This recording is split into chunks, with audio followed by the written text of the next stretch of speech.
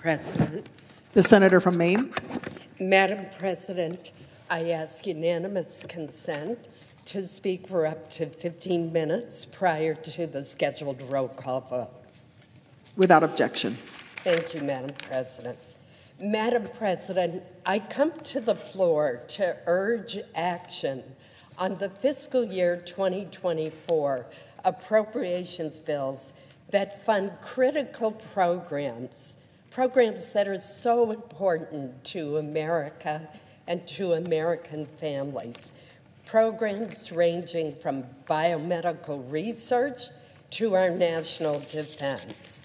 On November 1st, the Senate passed its first package of 3 appropriations bills: the Military Construction and Veterans Affairs legislation, the Agriculture and FDA bill, and the Transportation and Housing bill. And Madam President, due to the extraordinary work of the members of the Appropriations Committee, they passed by overwhelming bipartisan vote of 82 to 15. Despite the Appropriations Committee working hard to report all 12 of the funding bills by the end of July, additional full-year appropriation bills have not been brought to the Senate floor. Instead, the federal government has been operating under short-term funding patches known as continuing resolutions since the start of the fiscal year on October 1st. These temporary funding patches lead to harmful uncertainties, needless inefficiencies, and wasted taxpayer dollars. Madam President, one of the bills that I hope will be brought to the floor soon is the Department of Defense Appropriations Bill. This bill would provide critical resources for our military at a time when we are facing many complex threats from around the globe, including those posed by an imperialistic Russia, a hegemonic China, and an increasingly belligerent Iran and its proxies. Earlier this summer, the Senate Appropriations Committee approved its version of the defense funding bill by a strong bipartisan vote of 27 to 1.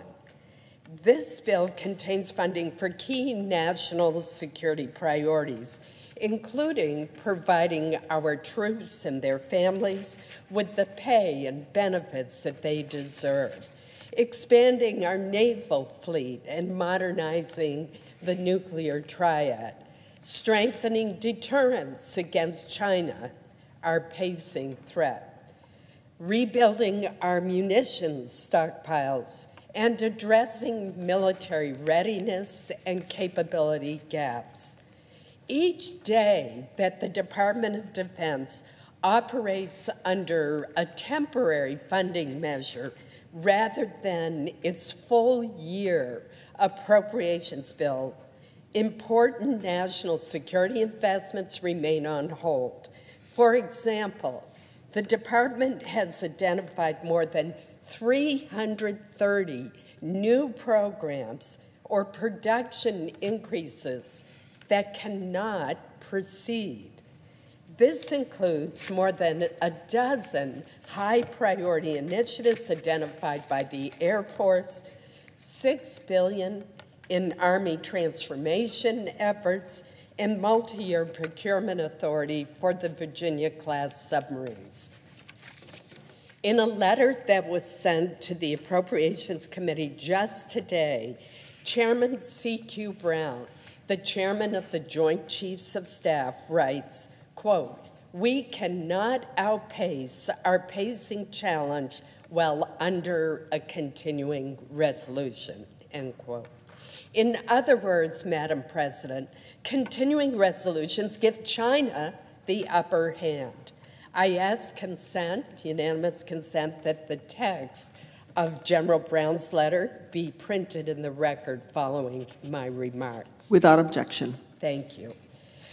Madam President, recently some have called for simply passing a year-long continuing resolution for fiscal year 2024, essentially locking in last year's priorities, continuing to fund programs that should not be funded or should be reduced, and preventing the funding of new programs. I would like to take just a few moments to describe just how harmful that would be to our national defense. A year-long continuing resolution would simply fail to provide the resources needed to protect our nation. For fiscal year 2024, it would reduce defense spending by $26.6 billion relative to the President's budget request and the Fiscal Responsibility Act, and by $34.6 billion compared to the funding levels approved by the Appropriations Committee by that wide bipartisan vote. So you can see, Madam President, the big difference that having a year-long CR would lock in completely inadequate funding levels given the threats that we face.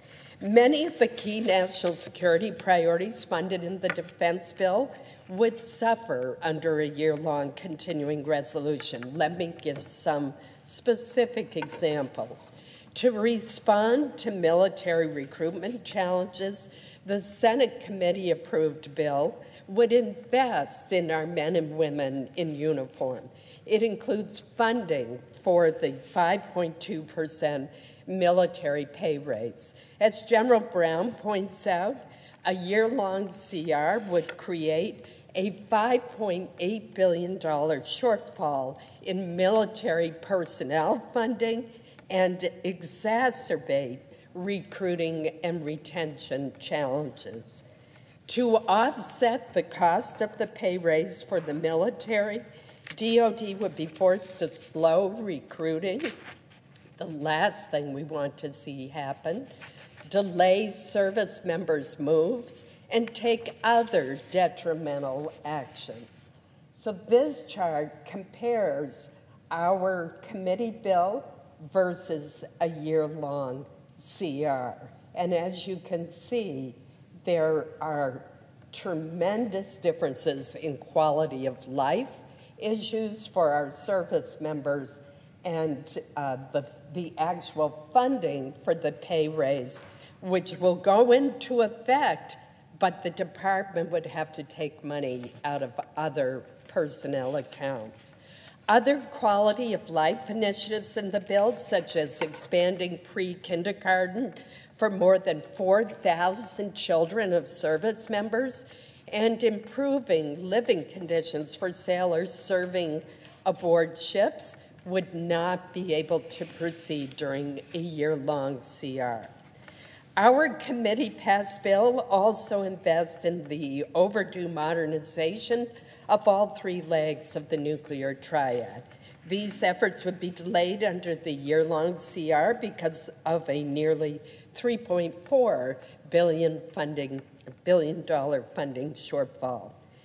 At a time when China's Navy is already at least 80 ships larger than our own, the committee-approved bill includes record investments, more than $33 billion in Navy shipbuilding. It includes funding for 2 destroyers and advanced procurement for a much-needed third. In recent days, the capabilities of these ships and the professionalism and expertise of the sailors who serve aboard them have been on full display as they have downed numerous drones and missiles headed toward them and aimed also at Israel. Two of these ships, I am proud to say, the USS Kearney and the USS Thomas Hudner, were built at Bath Iron Works in my state. Since October 7th, Iranian-backed proxies have launched at least 73 attacks on U.S. service members and bases. Our fleet is essential to protect those service members and bases, as well as Israel. The Senate committee-approved bill also includes funding for 2 Virginia-class submarines, 2 frigates, and a down payment on an amphibious ship, which is the Marine Corps' top unfunded priority. In addition to contributing to cost increases and delays in the delivery of ships to the Navy, a year-long CR would result in only 1 Virginia-class submarine, 1 frigate, and potentially no funding for the amphibious ship or the 3rd destroyer. General Brown points out in his letter that 30% of the funding in the Navy shipbuilding request could not be spent.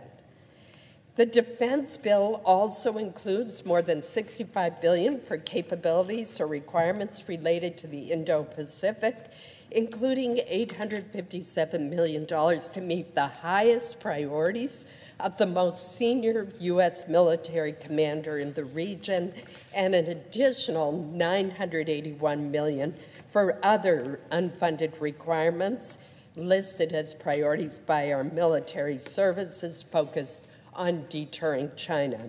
Our bill would authorize multi-year procurements for 7 munitions critical to the region, such as long-range precision missiles, Patriot air defense missiles, and anti-ship missiles. Multi-year procurements provide stability and predictability to our defense industrial base and save taxpayer dollars.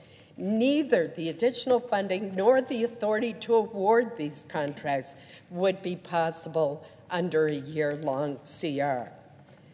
Our committee-passed bill would ramp up investments in the U.S. defense industrial base. It would increase munitions procurements funding by 31% compared to the last fiscal year, and includes $1.8 billion to modernize 23 Army depots, arsenals, and ammo plants across 17 states. Under a year-long CR, both of those initiatives would be blocked or delayed.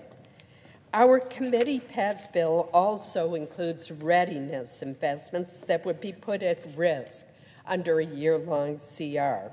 Up to 75 Navy ship repair availabilities would be delayed or canceled, which would degrade the Navy's ability to deploy its fleet for operations, even as the Navy is maintaining a greater presence and projecting power in the Middle East since Hamas's terrorist attacks against Israel.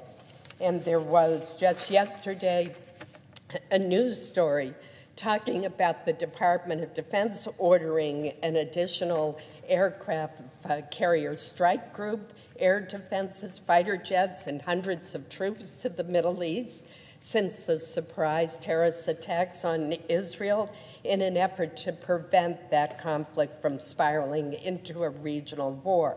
But the problem is that the military, because it has not received its regular appropriations bill, is having to scramble to find the funding for this. Because these Middle East troop movements weren't planned, the Pentagon has had to pull money from existing operations and maintenance accounts. And that means less money for training, exercises, and deployment that the military had already planned for this year.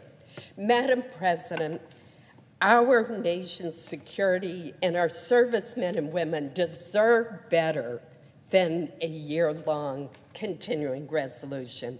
In the letter sent today, General Brown writes that beside passing a supplemental The single greatest thing that Congress can do to enable the department to execute our strategy is to enact a full-year appropriation.